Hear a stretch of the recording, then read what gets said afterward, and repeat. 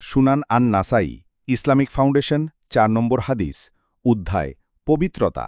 পরিচ্ছেদ ৪ সর্দার তার অধস্তনের সামনে মেসওয়াক করবেন কি ৪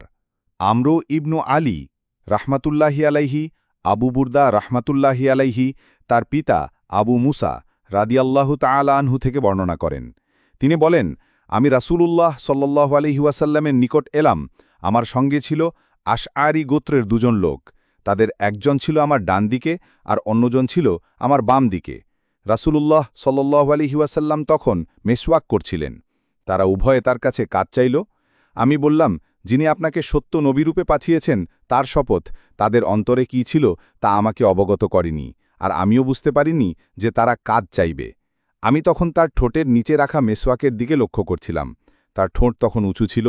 তিনি বললেন যে ব্যক্তি কাজ চায় আমরা তাকে কাজ দেই না তবে তুমি যাও পরে আবু মুসাকে ইয়ামানে পাঠান আর মুয়াজ ইবনু জাবালকে তার অনুগামী করলেন হাদিসের মান সাহিহ